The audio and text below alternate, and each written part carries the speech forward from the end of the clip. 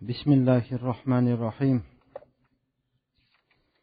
الحمد لله والصلاة والسلام على رسول الله ولا نبي بعد أما بعد. السلام عليكم ورحمة الله وبركاته.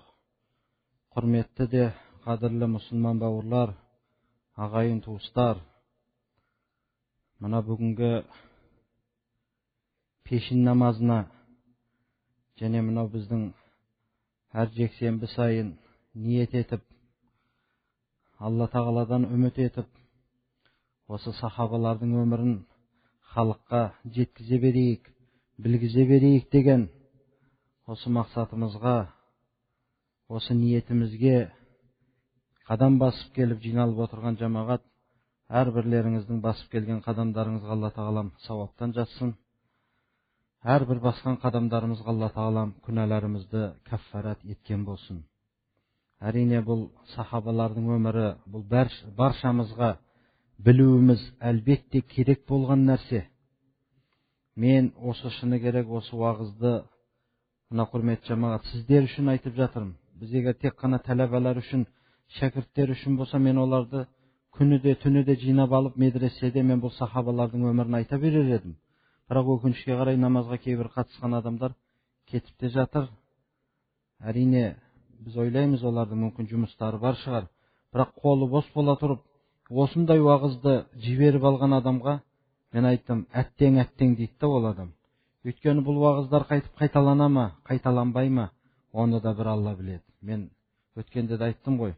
Сондықтан жексенбі күнге қойған да себебіміз, адамдардың қолы бос болатын күні келіп, осы сахабалардың өмірінен бір нәрсе болса да біліп қалса, кәнеді енді ол.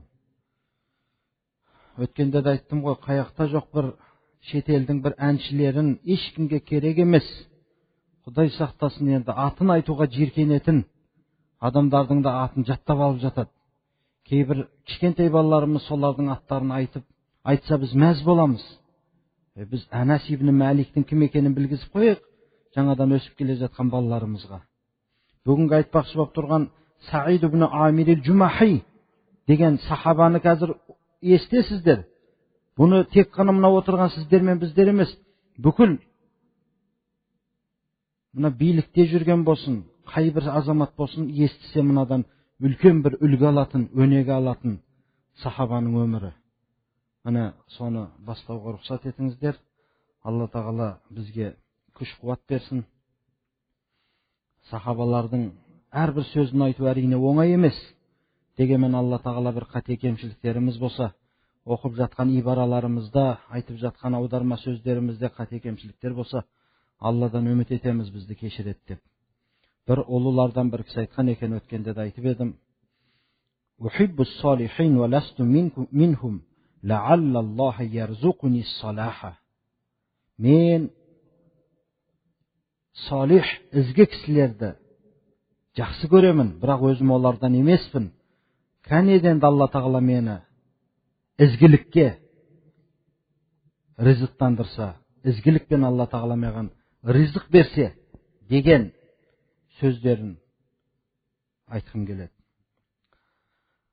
Өткендегі Анас ибн Малик разияллаху анху сахабаның, 10 жасар сахабаның пайғамбарымыз саллаллаху алейхи уассаламның Меккеден Мединеге келуін қандай бір шауқпен, қандай бір махаббатпен күтіп келген кезде анасының апарып бергендігі, пайғамбарымыз саллаллаху алейхи уассаламның Анас ибн Маликке жасаған дұғалары, ақырында пайғамбарымыз саллаллаху алейхи уассалам өмірден өткеннен кейін 83 жыл өмір сүрген болса, пайғамбарымыздан алған әдеп ақылақтарын, пайғамбарымыздан алған илімдерін қалай жеткізіп басқа сахабаларға үлгі бола білді Анас ибн Малик. Пайғамбарымыз саллаллаху алейхи уассаламның Анас ибн Маликке қылған дұғалары кімнің есінде осы жерде? Айтып бере ме бір адам тұрып? Мейлі ол шәкірт болсын, мейлі ол жамағат болсын. Не деп дұға қылды пайғамбарымыз Анас ибн Маликке? Алла разы болсын. Аллахумма рзуху мала ва валада ва барик лаху. Алла разы болсын. Соны жаттап отыру керек. Мен мынаны қазір 1 сағат айтқанмен 10 минутта да мен оны қысқаша түсіндіріп бере аламын.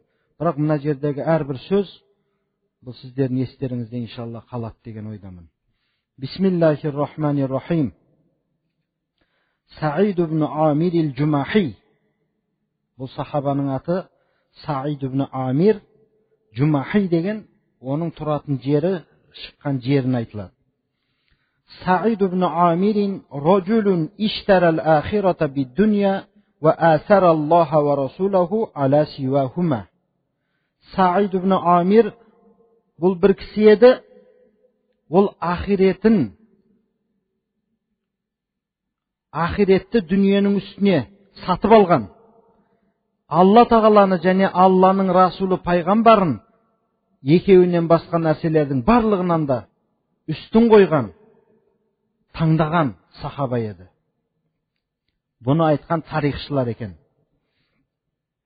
كان الفتى سعيد بن عامر الجمحي واحدا من الآلاف المؤلفة الذين خرجوا إلى منطقة التنعيم في ظاهر مكة بدعوة من زعماء قريش ليشهدوا مسرع خبيب بن عدي أحد أصحاب محمد بعد أن ظفروا به غدرا، وقد مكنه شبابه الموفور وفتوته المتدفقة من أن يزاحم الناس بالمناكب حتى حاز شيوخ قريش من أمثال أبي سفيان بن حرب والصفوان بن أمية وغيرهما ممن يتصدرون الموكبة. Жас жігіт Саид ибн Амир аль-Джумахи мыңдаған кісілерден бірі еді. Ол кісілер Меккенің сыртындағы Танғим деген бір мекенді айтады екен. Сол мекенге Құрайыштың үлкендері шақырған бір мәжіліске, Құрайыштың үлкендерінің шақыруын қабыл алып барған мыңдаған адамдардың ішіндегі бірі еді дейді. Ол адамдар не үшін жиналып жатыр о жерге? Лияшхаду масраға Хубайб ибн Ади. Хубайб ибн Ади деген сахабаның өлімін көруге, қалай өлтірілетінін көруге. Мұхаммад саллаллаху алейхи уассаламның сахабаларынан бірі болмыш Хубайб ибн Ади деген сахабаның өліміне жиналған жамағаттың ішіндегі бірі еді. Ал Хубайб ибн Адиді мүшриктер қиянатпен ұстап алған еді. Енді соны өлтіруге бір жерді мекенді белгілеп, адамдардың бәрін шақырып жатыр. Ей, келіңдер, мынаның өлгенін көріңдер. Бұл біздің балаларымызды, бұл біздің әкелерімізді өлтірген ғой деп, Құрайыштар бірін-бірі шақырысып, сол Меккенің сыртындағы Танғим деген жерге жиналысып жатыр еді. Әлі бұған дейін Саид ибн Амир иман келтірмеген мүшриктердің ішіндегі біреу еді демекші ғой. Оның жастығы, бойындағы толық күш қуаты адамдарды иығымен итеріп Меккенің Құрайыштарының ең ішіндегі беделділерінің қасына жетіп алуға мүмкіншілік берді дейді. Ол Меккенің мүшриктерінің ең үлкендері кімдер еді ол?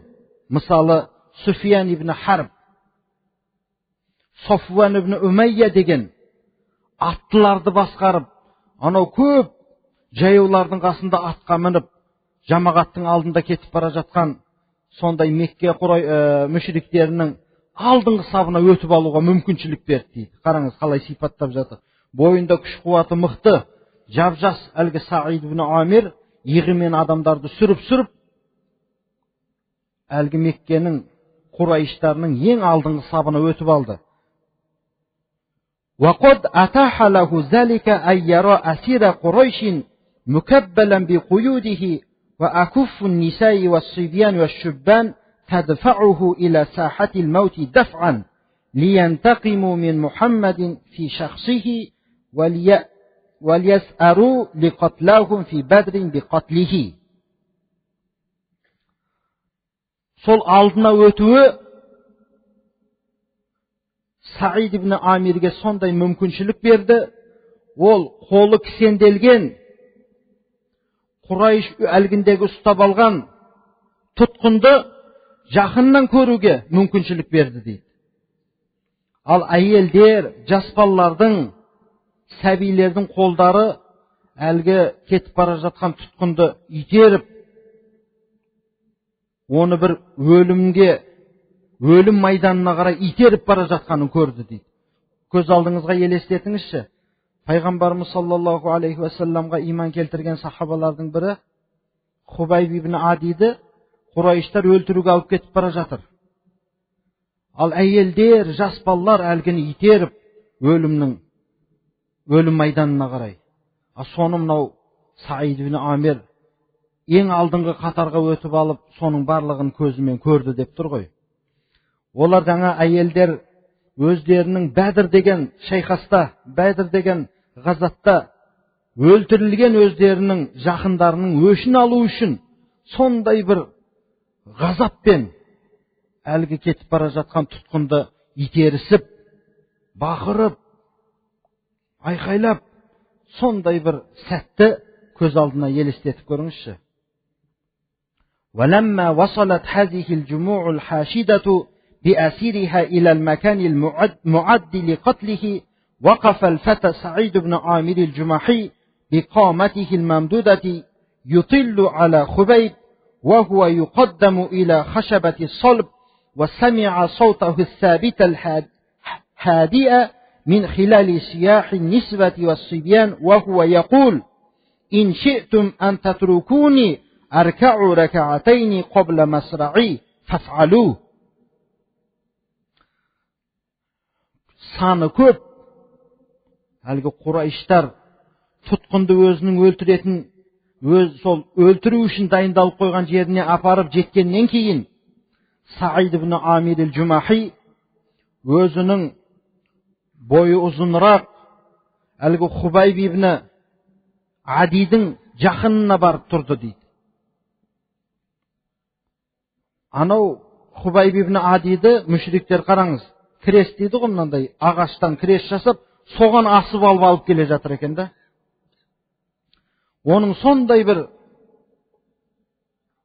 мекем даусы, сондай бір беймарал әйелдердің, жас балаларының айқайлаған дауыстарының арасынан бір сондай бір беймарал даусын естіді дейді. Жақынына барып тұрды ғой бұл Саид ибн Амир. Егер мені 2 рәкат намаз оқуға тек қойсаңыздар, соны қылыңыздаршы, мен бір 2 рәкат намаз оқып алайын деп айтып бара жатыр дейді.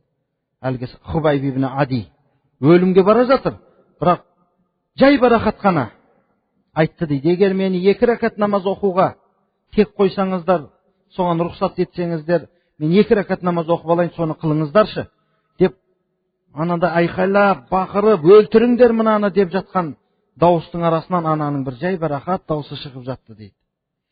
ثم نظر إليه وهو يستقبل الكعبة ويصلي ركعتين يا لحسنهما ويا لتمامهما ثم رآه يقبل على زعماء القوم ويقول والله لولا أن تظنوا أني أطلت الصلاة جزعا من الموت لاستكثرت من الصلاة. Кейін Саид ибн Амир, мен қазіргі айтып жатқан сахабамыз, бұл Мекке Құрайыштарының ішінде тұр. Ана өлімге апарылған Хубайб ибн Адиді көрді дейді. Ол Кабаға қарап тұрып, 2 рәкат намаз орындап оқыды. Ой, қандай 2 әдемі рәкат намаз оқыды, қандай кемеліне жеткізіп оқыды деп өзі сипаттап жатыр. Кейін намаз оқып болғаннан кейін қауымның үлкендеріне қарап тұрып, әлгі Хубайб ибн Ади сахаба айтты дейді.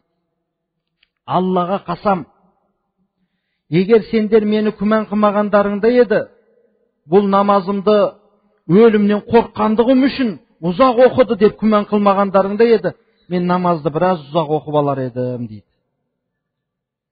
Мен қазір ұзағырақ оқысам, сендер айтасыңдар ғой, мынау өлімнен қорыққан үшін әйтеуір намазын ұзайтып, созып, өлімнен қорқып атыр деп күмән қыласыңдар ғой деп атыр да.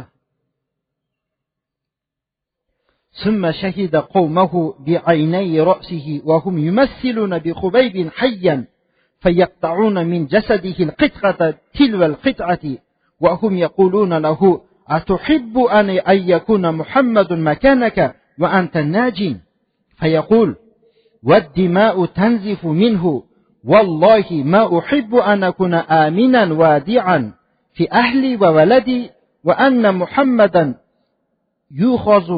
يؤخذ بشوكة فيلوح ناس بأيديهم في الفضاء ويتعالى صياحهم أن اقتلوه. Бұл өзінің екі көзімен көрді дейді. Бізде де айтады ғой, өз көзіммен көрдім деген сияқты ғой. Өзінің басында тұрған екі көзімен көрді. Құрайыштар әлгі Хубайбты тірідей мүслә қылар еді. Мүслә дегені адамның денесінен ағзаларын кесіп алуды айтады. Көзін, қолын, құлағын, мұрнын тірідей. Олар бір жасатынан кейін бір жасатын кесер еді. Және айтар еді дейді Құрайыштар азаптап тұрып. Сен жақсы көресің ба? Егер Мұхаммад саллаллаху алейхи уассалам сенің орныңда болып, сен құтылып кетуді жақсы көресің ба? Бұны азғырып атыр ғой. Сен Мұхаммадты сөйтсең, біздің алдымызға алып кеп берсең, біз сені құтылдырсақ, сен соны жақсы көретін бе едің? Десе бұл адам не дейді? Одан қан ағып жатыр. Аллаға қасам, мен жайбарақат балаларымның, отбасымның қасында сау саламат, тыныш отырғанды мен жақсы көрмеймін. Әлбетте Мұхаммад саллаллаху алейхи уассаламға бір тікен тиіп, тікен кіріп азапталып жатса, мен бала шағам мен отбасымның қасында жайбарақат отыруды мен жақсы көрмеймін. Адамдар болса, қолдарымен ауаға сермеп, өлтіріңдер, өлтіріңдер деп жатыр мына жақта. Бұл болса, қаны ағып, қаны шашырап, мен пайғамбарым Мұхаммад саллаллаху алейхи уассаламға тікен кіріп азапталып, өзім жайбарақат болуымды еш уақыт жақсы көрмеймін деп, аналардың сондай азабына бұл сондай жауап беріп жатыр. ثم أبصر سعيد بن عامر خبيبا يرفع بصره إلى السماء من فوق خشبة الصلب ويقول اللهم أحصيهم عددا واقتلهم بددا ولا تغادر منهم أحدا ثم لفظ أنفسه الأخيرة وبه ما لم يستطع أحد إحساءه من ضربات السيوف وطعنة الرماح. Кейін бұл Саид ибн Амир Хубайбты көрді. Ол аспанға екі көзін көтеріп, әлгі крес ағашқа өзі таңылған ғой, соның төбесінде жатып, ағашқа, аспанға көзін көтеріп тұрып, «Я Аллам, бұларды біртіндеп өлтіргін, бұларды қырып тастағын, бұлардың ешбірін қалдырма» деп дуа ибат дейді. Сондай бір мүшриктерді қарғап жатқанын естідім дейді. Кейін соңғы нәпасын, соңғы демін шығарды. Сол кезде Хубайб ибн Адидің денесіндегі найзаның тығылғаны, қылыштардың ұрғанынан ешбір адам санап болмайтын дәрежеде жарақаттар бар еді дейді. Түгін қоймастан тілгілеп, кесіп, тірідей өлтіріп алып, одан кейін тыққан жоқсы, тірідей мүслә қылып, сондай дәрежеде азаптап өлтірді. عادت قريش إلى مكة ونسيت في زحمة الأحداث الجسام خبيبا ومسرعه لكن الفتى اليافع سعيد بن عامر الجمحي لم يغب خبيب عن حاضره لحظة. Енді осы Саид ибн Амиридің қалай дінге, исламға келуін алып келе жатыр да осы жерде. Меккеге қайтты Құрайш. Сондай оқиғалардың, енді күнделікті болып жататын әртүрлі оқиғалардың ішінде Хубайбты және оның өлімін естен шығарды Меккедегі Құрайштар. Бірақ жап-жас жігіт Саид ибн Амир, оның есінен бір сәтте Хубайб ғайып болмады. Бір сәтте Хубайб onun esinden şıkmadı. Kana yarahu fi hulmihi idha nama ve yarahu bi hayalihi ve huve mustayqiz ve yemsulu amamahu ve huve yusalli rak'atayn al-hadiyatayn al-mutmainnatayn amama hashabati salb ve yesma'u ranina sawtihi fi uznayhi ve huve yad'u ala Qurayshin feyakhsha an tas'aqahu sa'iqatun aw takhirra alayhi sakhratun minas sama. Al endi Said ibn Amir bolsa bir satda Hubayb ibn Adidin qalay o'ltirilganligin esinden chiqarmadi. Yuqtagan kezde onun түсіне kirетін edi. Oyau жүрсе оның hayalinan, oyundan chiqpaytın edi.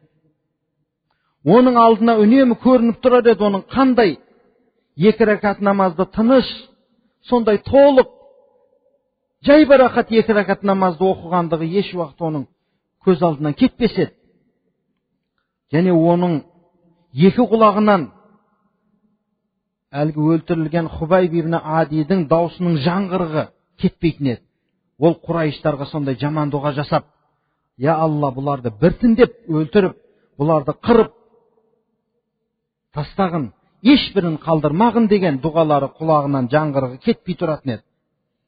Сол кезде қараңызына Said ibn Amirдің тура бір найзағай түсіп қалатындай қорқып жүретін еді дейді. Соның дұғасы қабыл болып, найзағай түсетіндей қорқып, аспаннан үлкен бір тас келіп үстіне құлайтындай, үстіне түсетіндей қауіпте тұратын еді.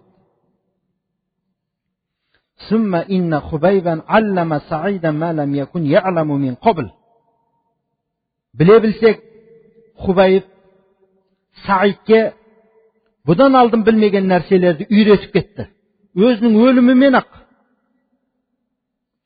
Allamahu anna al-hayata al-haqqata aqidatun wa jihadun fi sabili al-aqidati hatta al-mawti. وعلمه أيضا أن الإيمان الراسخ يفعل الأعاجيب ويصنع المعجزات. وعلمه أمرا آخر هو أن الرجل الذي يحبه أصحابه كل هذا الحب إنما هو نبي مؤيد من السماء. Hubayb ibn Adi roziyallohu anhu өзінің өлімімен Saidga 3 narsani үйретіп кетті дейді. Бірі, әлбетте бұл өмір, хақиқи өмір, ол бір сенім. Ал сол сенімнің жолында jihad қылу өлгенге дейін өмірді біз қалай сүруіміз керек? Өмір деген өзі не ол? Өмірді немен өткізуіміз керек деген нәрсені үйретіп кетті дейді Saidga. Ол тек қана Saidga емес, ол мына біздерге де үйретіп кетті ол нәрсені. Және үйретіп кетті, әлбетте адамның бекем иманы ол неше түрлі ғажайыптарды қылады, неше түрлі мojizаларды қылады. Қараңызшы, өзі өлімге бара жатқан адам сол өлімімен ақ қанша адамға насихат жасап кетті. Өлімнен қорқпайтындығын, бір Алладан ғана қорқатындығын, сол өліп бара жатқан шағында да 2 ракат намаз оқып кетіп бара жатқанымен ақ ол осы нәрсені де үйретті. Үшіншісі, ол басқа, ең үлкен бір басқа бір істі үйретіп кетті. Ол да болса әлбетте сахабалардың барлығы сондай бір жақсы көруімен жақсы көрген кісі, әлбетте ол аспаннан, Алла Тағала тарапынан қуатталған, Алла Тағала тарапынан жіберілген хақ пайғамбар екендігін үйретіп кетті дейді. Айтып тұр ғой, мен отбасымның, бала-шағамның қасында жайбарақат отыруды жақсы көрмеймін. Мұхаммад алейхиссаламға бір тікен кіріп азапталса да, бір тікен кіріп азапталып жатса, мен қалай жайбарақат отырайын дегені ғой. Әлбетте біздер мұсылмандарда солай болуымыз керек. Бірімізге кірген тікен басқамызға кіру керек. Бір мұсылман бір қиыншылық көріп жатса, неге біз жайбарақат отыруымыз керек? Біз соған жан ашытуымыз керек. Міне ол біздің пайғамбарымыз және пайғамбарымыз саллаллаху алейхи ва салламның сахабаларынан бізге қалып кеткен үлгі, бізге қалып кеткен амал. عند ذلك شرح الله صدره سعيد بن عامر إلى الإسلام فقام في ملاء من الناس وأعلن براءته من آثام قريش وأوزارها وخلعه لأصنامها وأوثانها ودخوله في دين الله. Мына ғажапты қараңызшы. сол шақта Алла тағала оның көкірегін ашты исламға, Саид ибн Амирдің. Ол Мекке жамағатының адамдарының ішіндегі көп жамағаттың ішінде тұрып, даусын көтеріп тұрып, мен Құрайыштың мына қате істеріне, мен мына күнәларынан ұзақпын. Мен мыналардың сиынып жатқан бұтынан ұзақпын. Деп өзінің Алланың діні исламға кіргендігін бар даусымен айқайлап тұрып айтты. Біз қазір мына жерде тұрып оны оңай ғана айтып тұрмыз, бірақ өзіңіз ойлап көріңізші, сондай Мұхаммад алейхиссаламның дініне кіріп, Мұхаммад алейхиссалам жанында жүргендігі үшін ана Хубайб ибн Адидің сондай өлтіргендігін, Құрайыштардың азаптап өлтіргендігін көріп тұрып, сол Құрайыштардың арасына кіріп алып тұрып, мен сендердің мына сиынып жатқан бұттарыңды тәрк қылдым, мен Алланың дініне кірдім деп айтуды көз алдыңызға елестетіп көріңізші. Оған да сол Хубайб ибн Адидің басынан өткені қайталану ол анық тұрған жағдай еді. Бірақ Аллаға деген иманы, Алла тағала оның исламға деген көңілін ашқандығы сол, ол бар даусымен айқайлады Меккеде тұрып. Енді былай қарай, Саид ибн Амирдің исламдағы өмір айтылады. Хаджара Саид ибн Амир илал Мадинати ва лазима Расулаллахи салаватуллахи алейхи ва шахида мааху Хайбара ва май ба'даха минал ғазават. Исламға кіріп ақ Саид ибн Амир Мәдинаға хижрат қылды.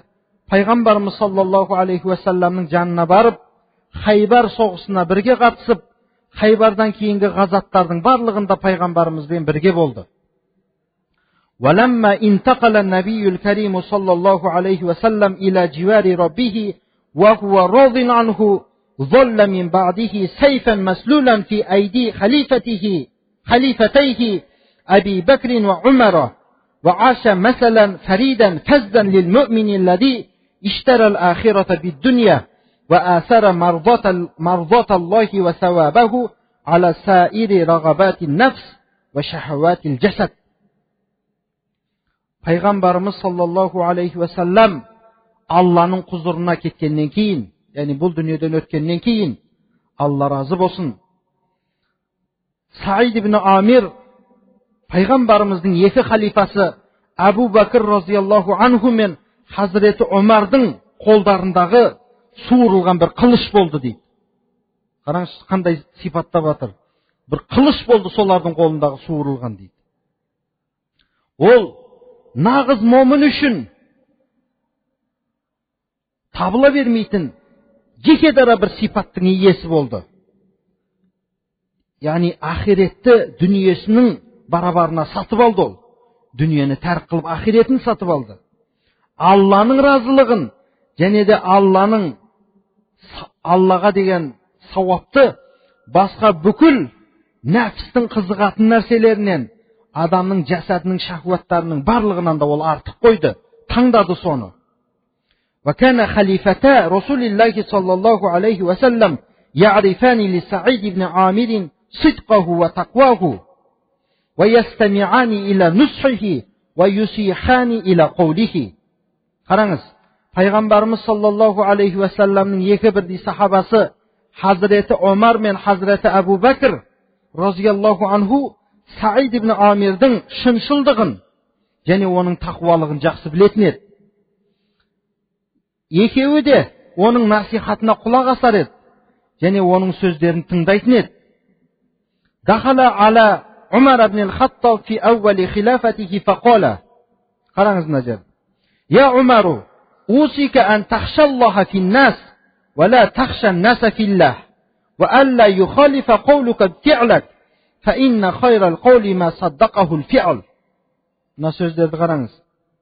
Бір күні Хазіреті Омар разияллаху анхудың халифалық дәуірінде Хазіреті Омардың халифа болған күнақ әуел басында Хазіреті Омарға кіріп тұрып былай дейді. Хазіреті Омардай әділ, хақ пен батылдың арасын ажыратып алған сахабаның алдына кіріп айтып жатқан сөзін қараңыз. Ей Омар, мен бір насихат қылайын, өсиет айтайын саған. Адамдар жөнінде Алла тағаладан қорыққын сен дейді. Адамдардың хақында Алла тағаладан қорыққын. Бірақ Алла тағаланың хақында адамдардан қорықпағын дейді. Түсініп тұрсыздар ғой? Яғни Алла тағаланың хаққы не ол? Намаз, басқа да исламның әмір еткен нәрселерінде адамдардан қорықпағын. Бірақ Алла тағаладан қорыққан адамдардың хақында еш уақытта, мәселен, ол Алла тағала халифаларға не берді? Сол халифалық не үшін берді? Адамдарды дозақтан құтқарып жәннатқа жетелеу үшін берді олардың қолына қамшыны. Және сенің істеген ісіңе сөзің теріс кеп қалмасын. Ең жақсы сөз, оны істеген іс растайтын болса, оны істеген іс қуаттайтын болса, міне нағыз жақсы сөз сол деді. Мәселен, біреуге намаз оқы деп өзі намаз оқымаса адам. Немесе біреуді жақсылыққа шақырып, өзі сол нәрсені қылмаса. Онда не болды? Ең жақсы сөз, сол айтқан сөзіңді, сенің амалың соны растап, орындап тұратын болса, толтырып, қуаттап тұратын болса, ең жақсы сөз сол деді. Я Умар, және айтып жатыр. Aqim wajhaka liman wallaka Allahu amrahu min ba'idil muslimina wa qaribihim. Ана ұзақтағы, жақындағы болған мұсылмандардың ісіне Алла тағала сені ие қылды. Сен соларға жүзіңді бұрғын. Олардың қызметінде тұрғын. Wa ahibba lahum ma tuhibbu li nafsika wa ahli baytik. Wakrah lahum ma takrahu li nafsik wa ahli baytik. Wa khuzil ghamarati ila al-haq. وَلَا تَخَفْ فِي اللَّهِ لَوْمَةَ لَائِمٍ. Ей Омар, сен өзіңнің нәпсіңе, өзіңнің әхлі отбасыңа жақсы көрген нәрсені басқа да мұсылмандарға жақсы көргін.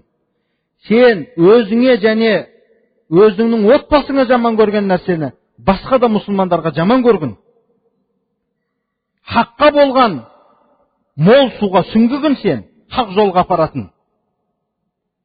Алланың жолында маламат қылушының, қарғаушының қарғысынан еш уақытта қорықпағын деді.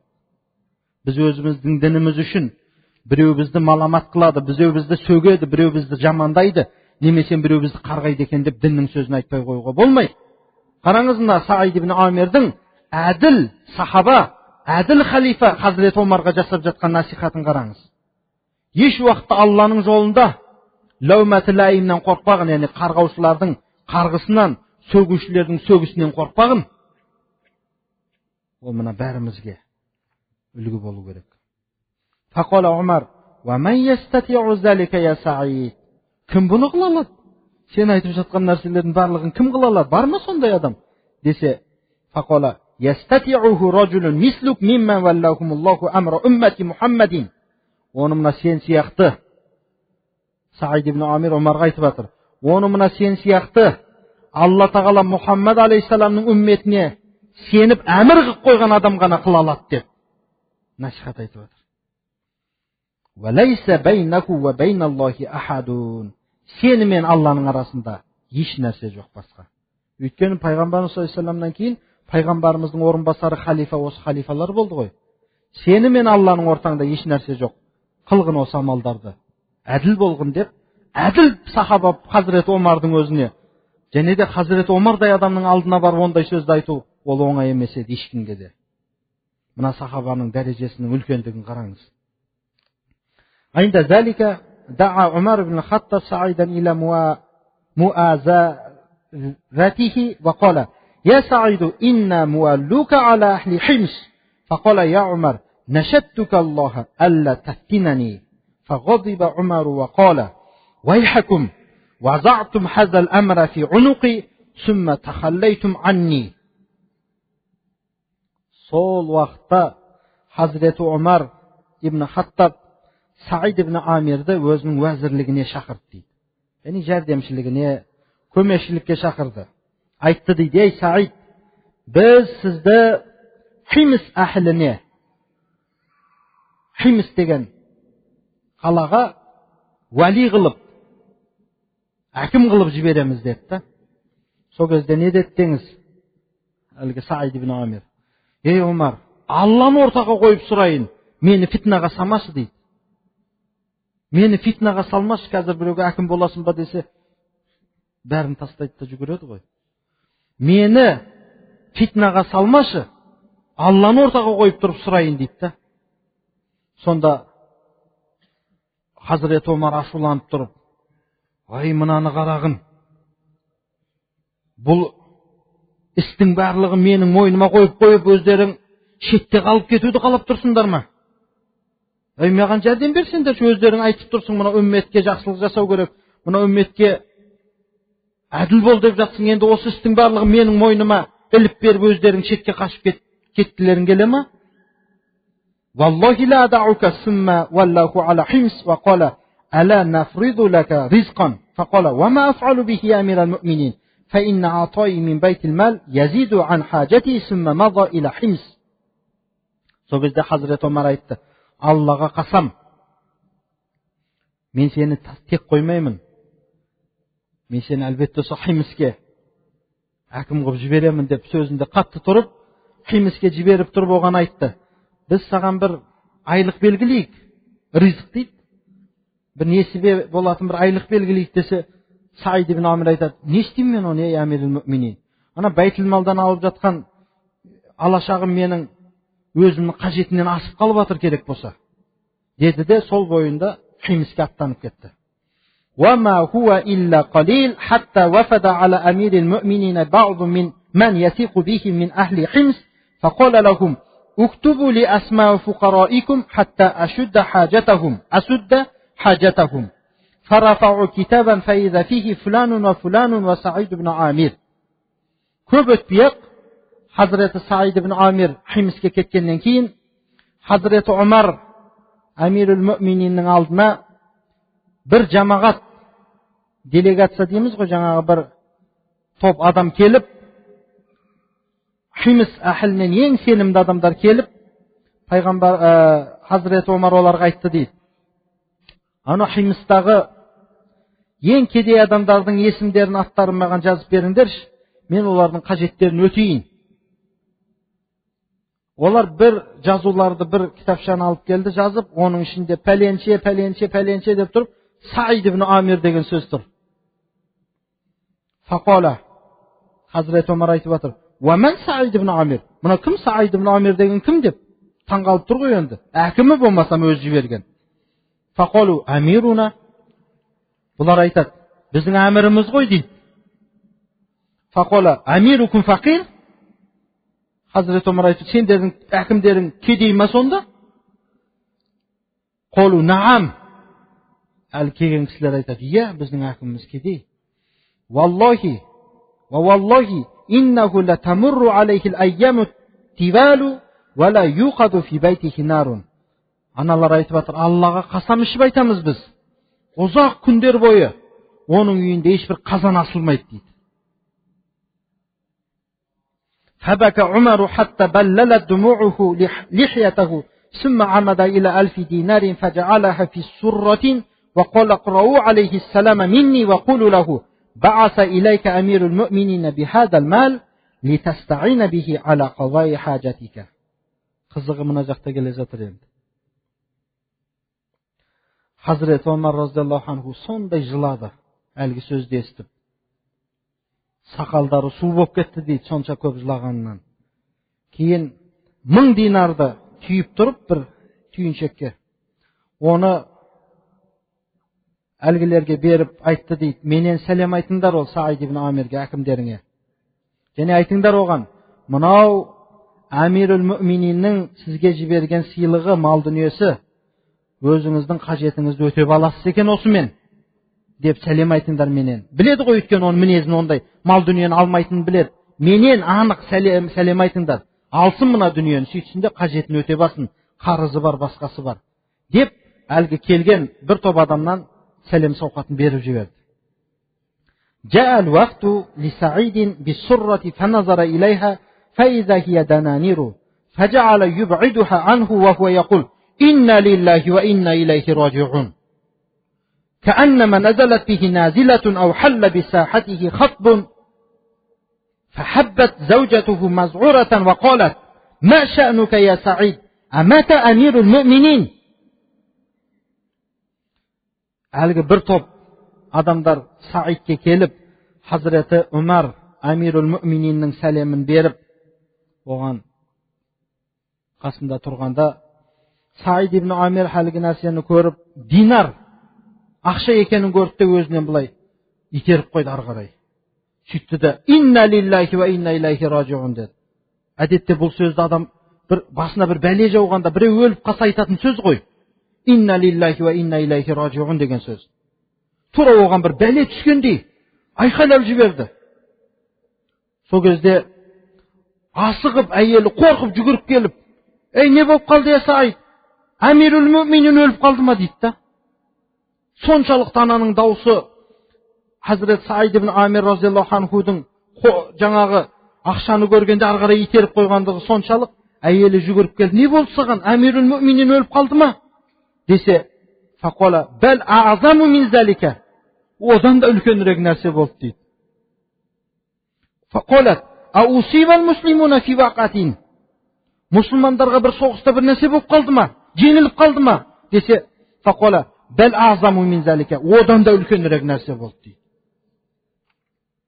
Қолат, «Вама аъзаму мин залика». Бұдан үлкен нәрселер бар ма өзі? Амирул Муъмининнің вафат етуі немесе мұсылмандардың бір соғыста кәфірлерден жеңіліп қалуынан үлкен нәрсе бар ма десе, қола.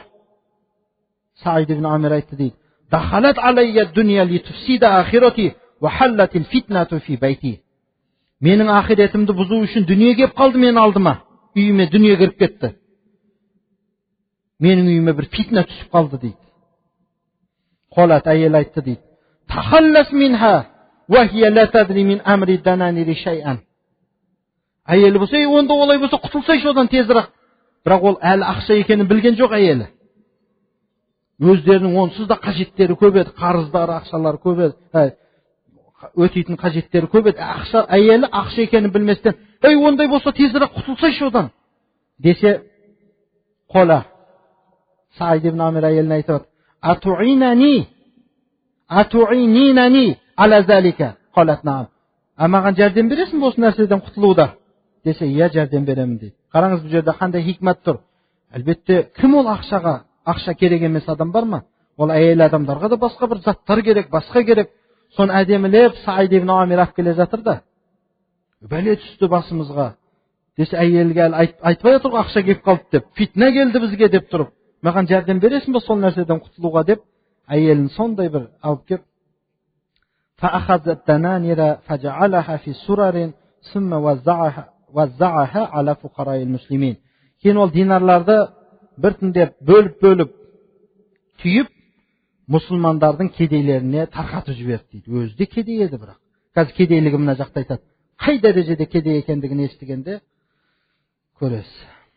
لم يمضي على ذلك طويل وقت حتى أتى عمر بن الخطاب رضي الله عنه ديار الشام يتفقد أحوالها فلما نزل بحمص وكانت تدعى الكويفة وهو تصغر للكوفة والتشبه لحمص بها لكثرة شكوى أهلها من عمالهم وولاتهم كما كان يفعل أهل الكوفة فلما نزل بها لقيه أهلها للسلام عليه فقال كيف وجدتم أميركم فشكوه إليه وذكروا 4 من أفعاله كل واحد منها أعظم من الآخر. Көп уақыт өтпей, ұзақ уақыт өтпей, Hazreti Ömer разияллаху анху Шамға келді. Яғни Шам өлкесіне келіп, бір олардың ахуалдарын тексеріп кету үшін әкімдерді тағайындап, облыстарға тағайындаған сияқты. Соның барып Hazreti Ömer ахуалдарын білу үшін Шам өлкесіне келіп, Химске келді енді. Тура сол Саид ибн Амирдің вали болып тұрған жеріне. Ол Химсті Куайфа деп те аталады екен. Куайфа дегеніміз Куфа деген сөзді кішірейтіп айтылады. Өткенде Анас дегенді Унайс деп те айттық қой. Кішірейтіп айтатындай Куайфа деп те айтайды екен. Не үшін бұл Химсті Куфаға ұқсатып Куайфа деп айтса, яғни кішкене Куфа дегені ғой Химс. Өйткені Куфаның әхлі, Куфаның адамдары өздерінің әкімдерінің, өздерінің вәлилерінің үстінен көбірек шағым айтады екен. Химста да солай екен да. Hazreti Ömer Химисқа келіп түскеннен кейін әхліге болған сәлем берді. Амирул Муъмининге сәлем беріп, Хазірет Омар олардан сұрады: әмірлерің қандай? Әмірлеріңді қалай деп баға бересіңдер? Десе, олар әмірлеріне сондай шағым айтып жатыр. Саид ибн Амир сияқты адамға айтқан шағымын қараңыз. Оған 4 нәрсені зікір қылды, 4-еуі бірінен бір өтеді дейді. Мына бір күлкілі қылып, мазақтағандай қылып айтып жатыр. Бірінен бір өтетін 4 нәрсені оған айып қылып тақты. Қола Умар, Хазірет Омар айтты: فجمعت بينه وبينهم ودعوت الله ألا يخيب ظني فيه فقد كنت عظيم ثقتي به فلما أصبحوا عندي هم وأميرهم قلت. Хазірет Омар айтып жатыр: мен барлығын жидым дейді. Яғни әлгі Химстің адамдарында және Хазіреті Саид ибн Амирді де жиып тұрып, Аллаға дұға қылып тұрмын дейді. Я Алла, менің оған болған жақсы күмәнімді, жақсы ойымды жоққа шығармашы. Мен оған өте қатты сенетін адамым ғой. Мыналар айтып жатқан айып оның бойында шын мәнінде болып қалмасыншы деп Алладан сұрап тұрмын дейді. Барлығы алдыма келгеннен кейін мен оларға айттым дейді: Мә тәшкуна мин амирикум. Мына әмірлеріңе не шағымдарың бар деп айтсам, олар айтады дейді: Ла яхруджу илайна хатта ятаала нахару. Бұл күн шыққанға дейін бізге келмейді бұл деп айтып жатыр дейді. Міне бірінші айыбы сол. Бұлар жұмысына біздің алдымызға күн әбден шығып болғаннан кейін ғана келеді дейді. Фақулту, Хазірет Омар айтып жатыр, мен сұрадым дейді, айттым дейді: Ва ма тақулу фи залика я Саид. Мыналардың мына сөзіне не дейсің, ей Саид? Тергеу басталды ғой енді. Десе, фасаката қалилан сумма қала валлахи инни кунту акраху ана қула залика ама ва иннаху ла будда минху фа иннаху лайса ли ахли хадимун فأقوم في كل صباح فأعجن لهم عجينهم ثم أتريس قليلا حتى يختمر ثم أخبزه لهم ثم أتوضأ وأخرج للناس. Мына әкімнің айтып жатқан сөзін қараңыз. Аз ғана тыныш үндемей тұрды да кейін айтты дейді: Я Аллаға қасам, мен бұл нәрсені айтуды жақсы көрмейтін едім өз. Айтқым келмей тұр өзі. Бірақ айтпасам да болмайды. Енді айтпасқа шара жоқ. Сұрап қалдыңыз ғой. Менің үй отбасым үшін бір қызметшім жоқ. Мен күніге таңертең тұрып қамыр ашытамын. Қамыр ашытып илеп, оны біраз күтемін. Ол қамыр ашып болғаннан кейін мен оны нан қылып жауып, отбасыма беріп, жегізіп, одан кейін дәрет алып, адамдардың алдына шығамын дейді да. Әкімнің айтты: ішімізде бар ма қамыр ашыталатын адам бар ма өз? Қамырды илеп, ашытып, оны нан қылып жауып, одан кейін шығам. Әкім, сол кезде Химстің уәли айтып жатыр сол сөзді. Бізде қазір екінің бірінің үйінде бір қызметші жалдап алған.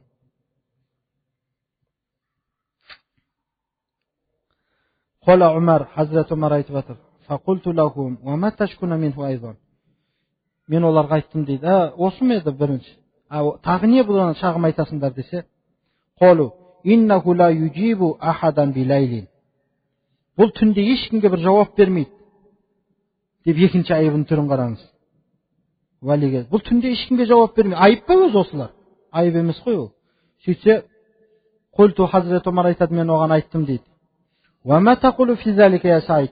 Бұған не дейсің енді, Саид? Неге бұларға түнде жауап бермейсің?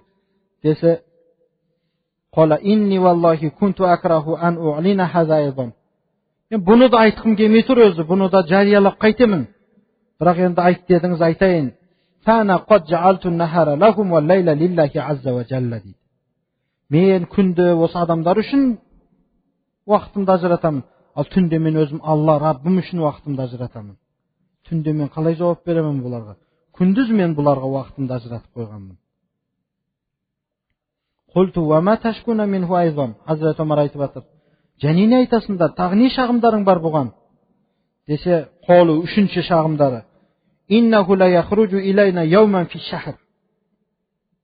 Бұл бізге айына бір күн шықпай қояды жұмысқа дейді. Жексенбі деген жоқ екен да. Сөйтсе, Хазірет Омар айтады: Ва ма хада я Саид? Бұған не айтасың енді Саид? Неге шықпайсың бұларға айына бір күн? Айына бір күн шықпай қалғанына мыналар шағым айтып жатыр да. Сөйтсе айтады, мына Саидтың сөзін қараңыз. Лайса ли хадимун я амирал муъминин, ва лайса инди сиябун гайра аллати алайя, фа ана агсилуха фи шахри маррatan ва антазируха хатта таджиффа, сумма ахруджу илайхим фи ахирин нахар. Сумма култу ва ма ташкуна минху айдан.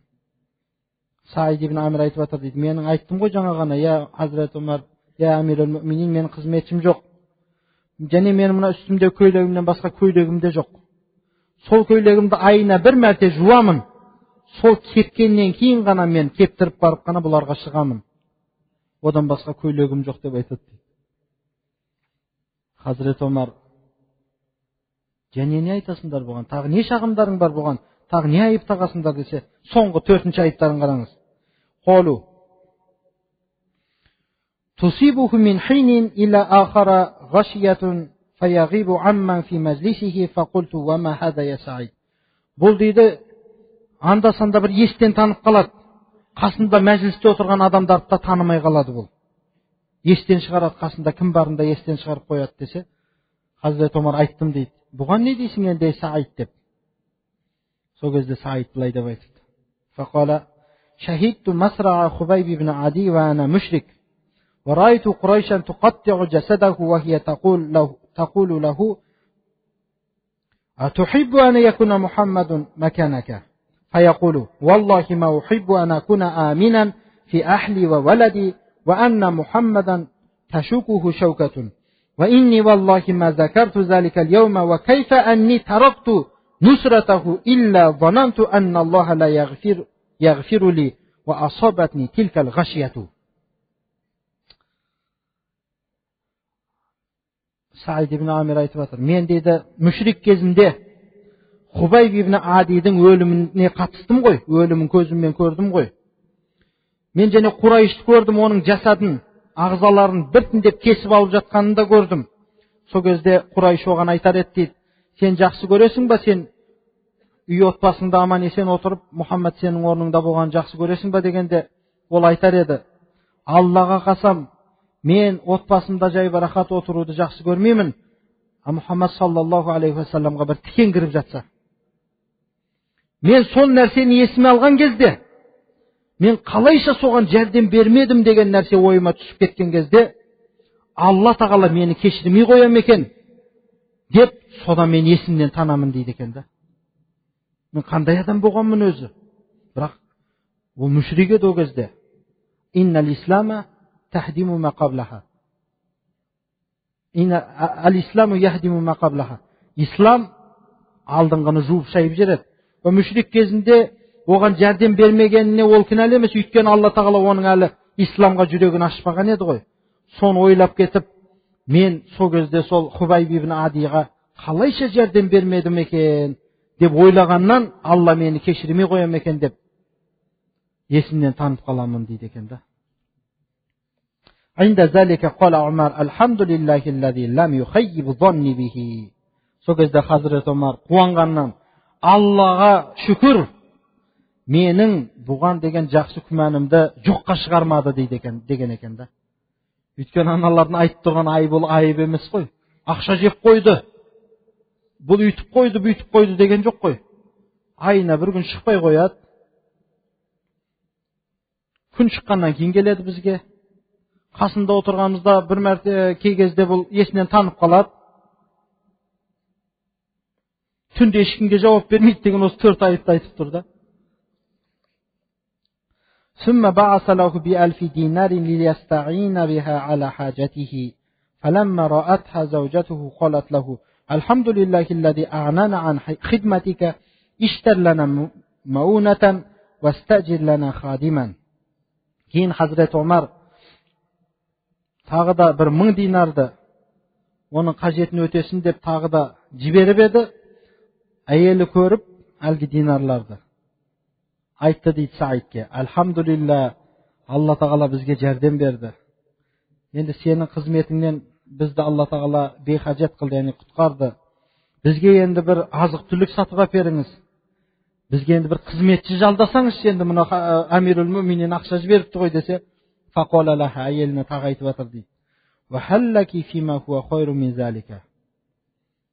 Бұдан да бір жақсы айтатын нәрсең бар ма сенің деп айтты дейді.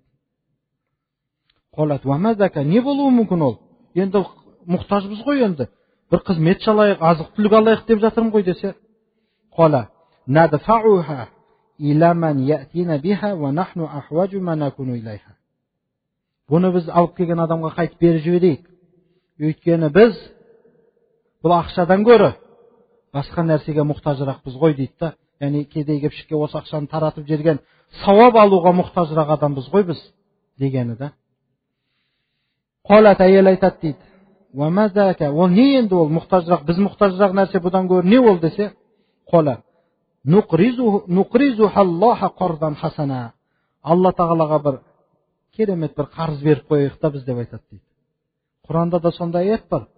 Алла тағаланы қарыз қою деген. Ол дегені, Алла тағалаға біз амалымызды халис жасайтын болсақ, Алла тағала сол пендесіне сол жақсылығын тура бір қарызға алғандай өтейді екен да қайтадан. Қолат, әйел айтып жатыр. Наам ва жузита хайран. Дұрыс айтасыз. Алла жақсы жаза берсін сізге деп. Қараңыз, қандай ақылды әйел.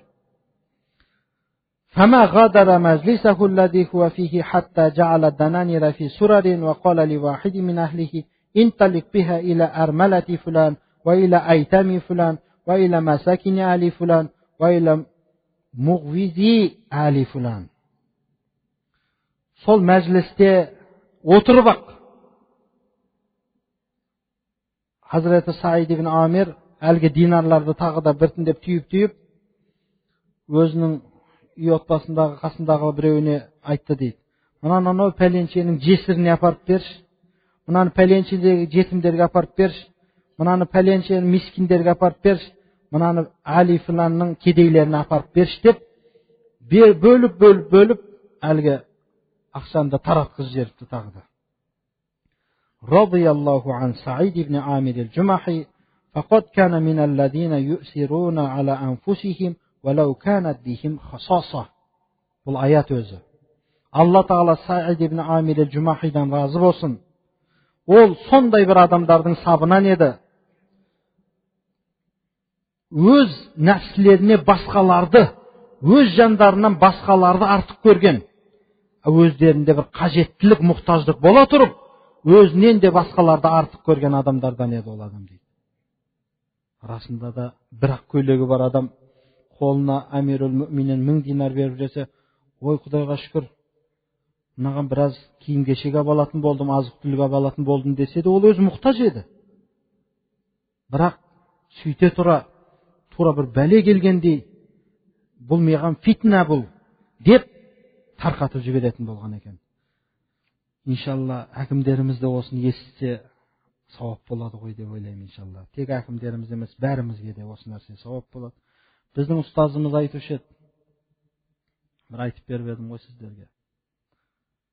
Мен әкем, марқұм, бізді сол оқуға апарып тұрып, ұстазымыздан сұрап жатыр ғой. Мына балаларымыз қалай ашқап кетпей ме? Қарындар ашып қалмай ма? Десе, ұстазымыздың айтқан сөзі ғой. Мен Аллаға уәде бергем. Илім берсең, илім тарқатамын деп. Сіздің балаңызды аш қоймайым, егер мына соңғы үстімдегі киімімді, чапанымды сатып болса да мен тамақ берем деп жетті. Сондай ұстаздарымыз, осындай сахабалардан үлгі алған ұстаздарымыз бар иншалла. Бізге де Алла тағала мені қазір медресе берді. Бізге де Алла бұл сынақ берді. Кәні осы медресеге біз қалай жан аштады екенбіз? Біз қалай осы медресеге жанымызды береміз бекен? Әлі алдында талай бір сахабалардың өмірі келеді. Халид ибн Валид сияқты сахабалардың ла янаму ва ла ятруку ахадан янаму деген сипаты. Өз ұйықтамайтын еді, және ешкімді де ұйықтайтпайтын еді дейді. Кәне бізде солай болсақ, аз ұйықтап көбірек жұмыс жасасақ, аз тамақтанып көбірек ғибадат жасасақ, кәне бір-бірімізге сондай бір насихатшы болсақ, осы жасап жатқан іс-әрекетіміздің барлығында сондай үмітпен жасап жатырмыз. Нәпсіміз қалайды әрине жексенбі күні үйде демалуды. Бірақ демала беріп те мүйіз шыққан жоқ бізге осы уақытқа шейін. Нәпсіміз қалайды? Осы кітапты ашпаса екен, оқымаса екен дейді ғой шайтан. Жоқ, біз бұны ашайық, оқиық. Бәріңізге де айтам, араби сауатымызды арттырайық. Алла тағала осы айтқан уағыздарымызды бізге әсер еткізіп, қателіктеріміз болса Алла тағала өзі кешірсін деп Алладан үміт етеміз. Ва ахиру дa'wana анил хамдулиллахи rabbil alamin. ربنا فاغفر لنا ذنوبنا وكفر عنا سيئاتنا وتوفنا مع الأبرار أحب الصالحين ولست منهم لعل الله يرزقني الصلاح. يا رب الله. Осы айтылып жатқан сахабалардың өмірі, кешегі өткен Анас ибн Малик, бүгінгі өткен Саид ибн Амир, Хаббаб ибн Ади сахабалардың аттарын зикір қылдық. Біз сахабаларды тек қана жақсылықпен зикір қылуға міндеттіміз. Я Раббым Алла, осы айтқан сөздерімізде бір қате кемшіліктеріміз, жеткізе алмай қалған жерлеріміз болса, Алла өзің біздерге кешіріп, сол нәрсеге толық бір илім бере көр. Я Алла, күнәларымызды өзің афу ете көр. Я Алла, осы құлақ салып отырған жамағатымыз, шәкірттерімізге Алла тағалам илімі нафи бере көр. Үлкен илім алып, ғалым болып, дін исламға күш қызмет етуге Алла тағалам өзің күш қуат беріп, нұсрат етіп жәрдем ете көр. Я Раббым Алла, өзіңнен ғана жәрдем сұраймыз, өзіңе ғана сыйынамыз. Пайғамбарымыз саллаллаху алейхи уассаламға, пайғамбарымыздың сахабаларына деген біздің ихластарымызды, махаббаттарымызды Алла тағалам өзің күшейте көр. Рабби зидна илман. Ва саллаллаху та'ала ала хайри халқихи Мухаммад ва ала алихи ва асхабихи ажмаин. برحمتك يا أرحم الراحمين. الله أكبر.